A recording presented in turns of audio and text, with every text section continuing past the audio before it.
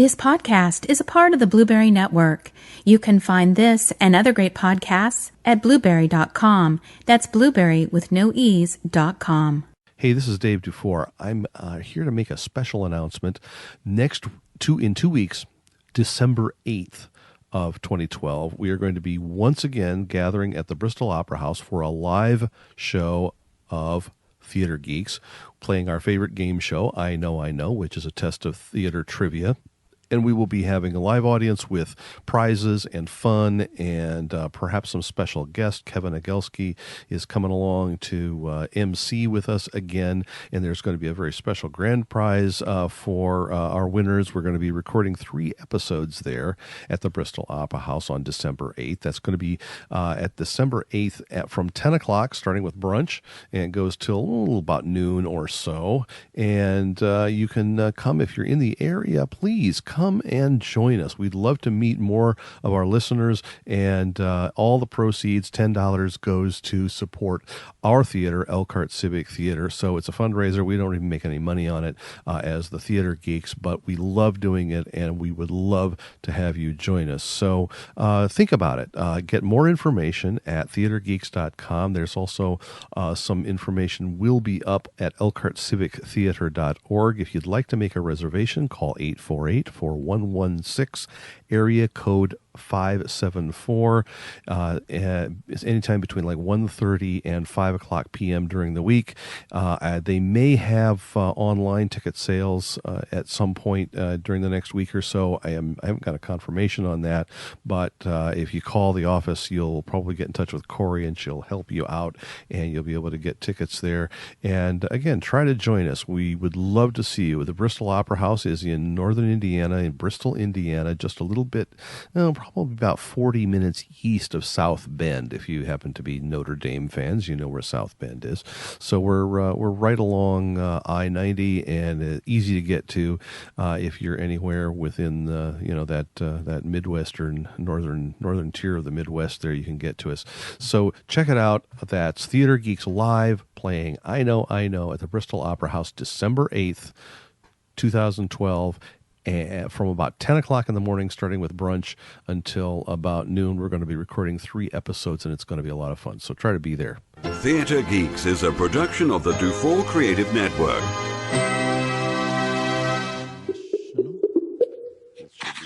What is that? There it goes. That's Skype making the call. Oh, no, I mean that boopy noise. Yeah, boop, boop, boop, boop, boop, boop. Yeah, that's the call. That's the call making the call.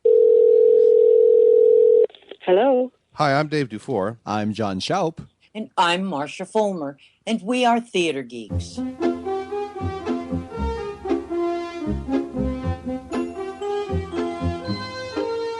Hello, welcome to Theatre Geeks, the podcast about community theater and the performing arts. We are in an interesting situation for this is the second episode in a row that we're recording kind of under unusual circumstances. Marcia, you may be able to tell. Say hi, Marcia. Hi there. You can kind of tell that she's coming in on a different line, which means that she's down in Indianapolis because her daughter Dee Dee is in the Indiana Rep production of The House That Jack Built, a new play down there that's going on this fall through most of November, right? Right. Okay, and so she's very excited, and since Dee Dee's in California much of the time, Marcia's spending quality time with her professional actress daughter, so that's really cool. But anyway, we're bringing her in via Skype. We have a guest with us today, Elizabeth Copeman, who is the assistant head of wardrobe at the Stratford Festival in Stratford, Ontario. And let me tell you, if you don't know anything about the Stratford Festival, find out about it. It's just a great place to go year after year, It's great wonderful. entertainment. And it's just wonderful. So welcome to Theatre Geeks, Elizabeth. Thank you. It's nice to talk to you. Yeah, you have some connection to. Well, actually, I'm the only one who has never met you face to face here. John and Marcia have both met you face to face, and one of our other members, Sandy Strain, who has, I believe, has been on Theatre Geeks. Oh, in the dim past, A while ago. yeah, Mm-hmm. quite a while ago. Yeah. You and she worked together in another life, as we say. But at Stratford, you're the assistant head of wardrobe. What does that mean? Yeah, what does that mean? That's, yeah. It means that I I'm the expediter, I guess, for two of the theaters to make sure the costumes get done for all of the shows. For anyone who doesn't know the festival, it's a repertory theater, so we are usually in the wardrobe building anywhere from 4 to 6 shows all at the same time. And we have one set of openings the beginning of June, usually a couple more late June or in July, and then we have final opening shows in the middle of August. And so we start building in January, and we finish the middle of August. The season runs from April till the end of October. Yeah, that's one of the weird things about it. I mean, you tell people it's a Stratford Festival, and immediately what comes to mind is, what was it? Runs a couple of weeks, or a week, or a weekend, or something like that. But it's a 6-month-long project, really, isn't it? Yeah. Yeah, it sure is. I mean, it's nice. I think it's nice for a lot of the actors because they start rehearsals in February, and they're going right through until the following end of October, beginning of November. So it's a nice long contract for lots of people. Right. Now, when you say you work with the costumes, though, you don't actually design, right? Though, Elizabeth. No, I don't. I used to be an assistant designer. I worked. I think when I met Marcia, that's what I was doing, and Right. I'm not sure if that's what I was doing when I met John, or if I'd already moved back down to the wardrobe. But I used to assist with that. But comes a time in your life when you're offered a full-time job, and maybe it's time to take it. So Absolutely. I've been assistant head of wardrobe, which is a full-time job at the festival. I'm going into my 12th year. Well, and I think that it shows a lot of times that designers, but also there's some designers are organizers, and you must be a definite organizer as well. I think so.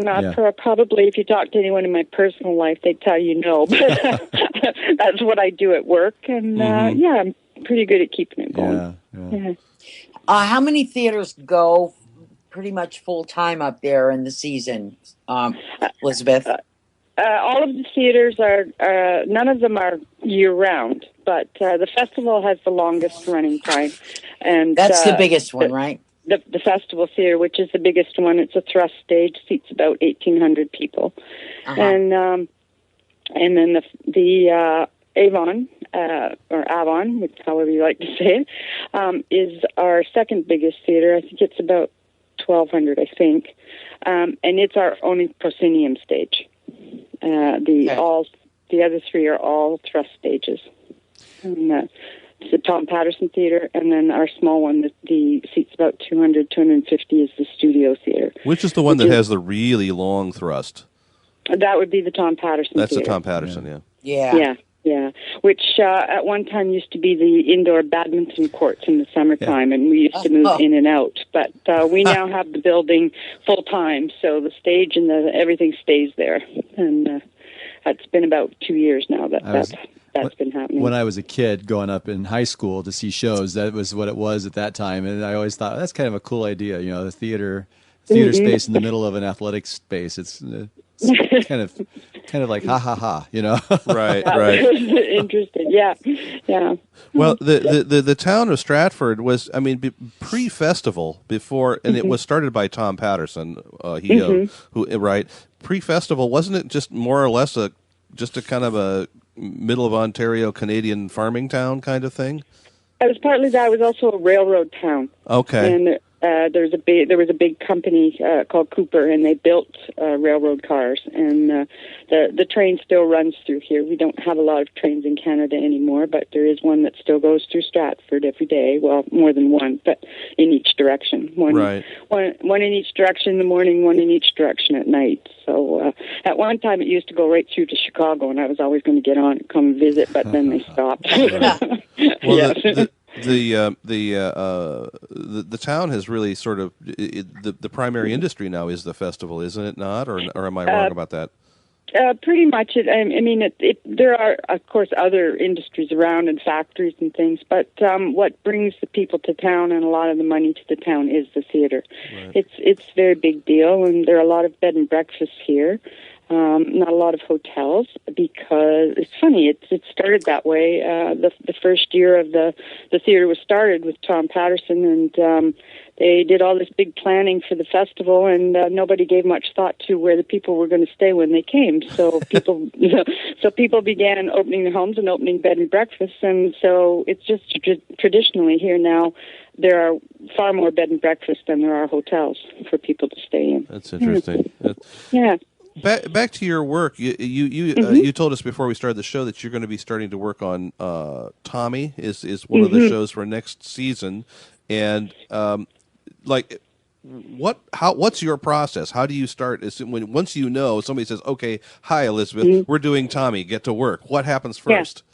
Okay, well, the first thing is that I meet with the designer with their sketches. They have a deadline to meet, and generally there's a preliminary deadline and then a final deadline, and I start meeting with them with the preliminary sketches. But in the case of Tommy, they're pretty much final now because Des has directed it before, Des McAnoff, who is our artistic director who is leaving, but he is directing this year, and the designer, David Woolard from New York, they've both done the show before. So we are working with the same set of designs, and I think Des is just planning to do some updates with the show. So I have met with him, David, and I've been away from work for a few weeks on holidays, but when I go back, I will start budgeting, which means, costing. That I take the sketches and I start, based on the history of the wardrobe, at the festival, I start budgeting, working out how much it's going to cost to build each costume, and I do each costume, each piece, basically from the head down, from the inside out, so that I cost everything. And generally, in the end, my costing comes out, anywhere from $50,000 to $250,000 over what the actual budget is. But wow! But that's normal. I mean, we start there with, if we built everything, this is how much it would cost, and then I go into, I guess, negotiations with the designer, and he talks with the director about, okay, we could buy this instead of building it. And like the last time they did Tommy, they had to, in Toronto, they had to build all of the army uniforms, but that's not necessary anymore because there are way more websites that do reproduction uniforms from World War II. So it's crazy for us to build them because it's much cheaper to order them and than to build them. So it's things like that where I start with I've budgeted everything to be built, and then we find what can be bought, what could be pulled from our stock, that kind of thing, and we go back and forth until we eventually get them balanced, the costing and the budget. And once that happens, the show is signed off by the production manager, and we start. The designer and his assistant do the shopping for the fabric, and they meet with the cutters, the cutters and their teams and tailors. They start back in January, and the designers come in and chat with them about what they want and what they expect, and each team is assigned a certain number of costumes, and they give them what fabric they have. We've actually already ordered a lot of the fabric for Tommy because it's there are a lot of scenes that are all the same colors, and so the fabric is it's been ordered in bulk, and so we've already ordered it because we know the color and we know where it's coming from. Some of it's coming from the same places it came from 20 years ago. Some of those places don't exist anymore, so it can't. And then, of course, some fabrics they just don't exist anymore 20 years later. But we have an idea of what kind of patterns he wanted in the fabrics and that sort of thing. So we have our buyer out looking, and David's assistant is out looking, and he has a buyer in New York who's swatching there, or someone working for him. So I think it'll be pretty easy. When he comes back, he just goes through all the swatches and decides what he wants for which costume, and we will order it, do a lot of phone and internet ordering probably. And then he'll probably do a few days shopping in Toronto, too, for the things that are left over that haven't been bought. And then we start building. And Elizabeth, I don't want to interrupt you. I just have a question. How many, after you go through all this process for a particular show, and, obviously spend a decent amount of money, how do you decide what you're going to keep, what you're going to, get rid of or whatever?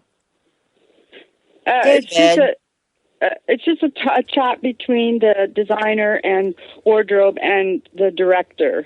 Mostly the designer and director talk, and then the designer comes back. I remember going through your costume place, and it was just immense. Yeah, we have a huge, huge warehouse, and we do recycle costumes, try to reuse them. Some shows, like the musicals, you can't really do that because they're usually, not Tommy so much, but most musicals are big dance shows, and after 6 to 8 months of dancing in those costumes, they don't really last for another season. So they're there.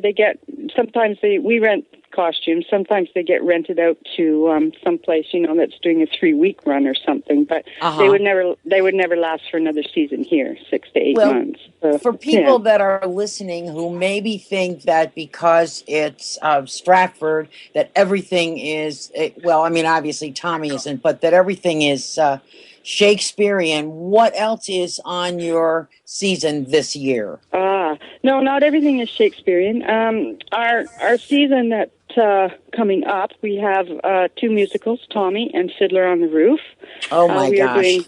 Okay. We are doing 4 Shakespeares. We are I don't know if I'll get them all right, but it's Merchant of Venice, Romeo and Juliet. Sorry, my head's still in last season, so I haven't quite memorized the season coming up yet. But anyone who wants to Google Stratford Shakespeare Festival, the season will come up for next year and everything that we're doing. We have, I believe it's 12 plays this year. There's 2. We'll have a link to the website on the show notes for this episode when it comes up too, Elizabeth. So people, if they go to theatregeeks.com, once this episode pops up, we'll have links right to Stratford. Okay, so that will tell them. But no, we don't do just Shakespeare. That's our mandate. But we usually do 3 to 4 Shakespeares out of 12 to 16 shows. So there's modern, there's classics. We've done, a lot of the great American classics. Eugene O'Neill and Tennessee Williams, and I think the best Long Day's Journey into Night that I ever saw was at the Robinson Theater. Yes, Tom Patterson, yes. It was wonderful. And that's a long play. And you just didn't even notice that, it was 4 hours had gone by because it was so good. Yeah, and that's available on DVD, actually. Is it really? And, yeah, wow. And we wonderful. had, Christopher Plummer was here 2 years ago to do Prospero in Tempest, and that's also available on DVD now, as is Caesar and Cleopatra with Chris and a young girl from New York. So it's some of our things are available on video, not everything, but quite a few things. Well, a number of your shows have transferred up onto Broadway from there, have they not? Yes, Jesus Christ Superstar went last year and was there for, I think it ran about 6 months. Was it not the Merchant of Venice? Did that go? Merchant of Venice didn't go, but Brian Bedford did take the importance of being earnest. That's right. Not with all of the same cast, but he was still in it, and Sarah, the girl who played Gwendolyn, was in it, but the rest of the cast was different. But Superstar was the original cast from here. Mm-hmm. Wow, that went too. Yeah. Are you finding are your budgets lower now than they used to be, given the trend in the economy generally, or are you finding that you and how do you deal with that? You start by asking everything you'd really like, and then kind of start to cut back. Are you having to cut back further now? Yeah, we are. It's not that the budgets so much are lower in that they haven't gotten higher with everything else, you know. And so our budgets are sort of stuck in the same place, but of course everything else costs more, and it's a little harder because you have to do a little more cutting than we used to have to do to try and make it work. Elizabeth, can I ask you just real quick about your just your background, because I'm really interested in knowing how you got your start. I'm sure you started as an amateur, so where did it go from there? I learned to sew when I was about 8. My grandmother sat me down at the sewing machine and said, "Would you like to learn to sew?" And I said yes. I don't know what I was thinking, but I said yes. And when I left school, I worked for a little while when I left high school, and then I, sort of said to my family, "Okay, I've proved to you all I can support myself. Now I'm going back to school." And I went back to study technical theater, and wardrobe's a funny thing. If you're any good, once you get in there, they never let you out and chain you to the tables. And I did, I took stage management and quite a few things, but I ended up in the wardrobe, and I sewed for a good many years, and then I did some design work, and then the opportunity to move into management in the wardrobe came up, and I took it. I missed the creative side of it quite a lot, quite often, but I'm also happy in the job in management too. So it's finding the best, or where you have to go in your life, to well, if you ever want to be a volunteer costumer, I could use somebody down here for a show. Okay. We just came through a show that was let's say it was a major project costuming wise. Had no idea frock coats were that difficult to sew. Yeah. More work than we expected, but anyway. So so we're looking forward to another great season up there at Stratford, and thank you for being with us today to tell us a little bit about what you do up there. My pleasure. All right. Just going to wrap up this episode. Remember that you can stop by theatregeeks.com for show notes and links to some of the things that we mentioned here in this episode, as well as the Theatre Geeks store, theatregeeks.com/store, where John buys all of his. I haven't bought underwear yet, but Elizabeth, you could get some underwear there if you'd like. There you go. Marshall, what do you buy at the online store? Not much. Oh, you got a teddy bear. Yes, you do. What are you talking about? You bought more than I have, probably. Not for me. Oh, I got sure. a teddy bear for friends and a coffee mug. You got a coffee mug. Okay. All right. Yes. So cool. All right. So anyway, stop by the store. And also, by the way, hey, this is actually episode, I should have mentioned it during the episode we were recording earlier, but this is episode number 76.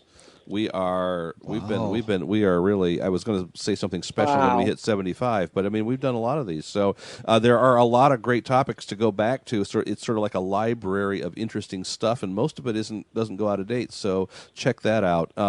Anyway, thank you again, Elizabeth Copeman, Assistant Head of Wardrobe at the Stratford Festival in Stratford, Ontario. Good luck with the new season. Thank you. And that's it from us. I'm Dave Dufour. I'm John Schaup. And I'm Marcia Fulmer, and we are Theatre Geeks. Okay, that's it. Music for Theatre Geeks was provided by MusicAlley.com.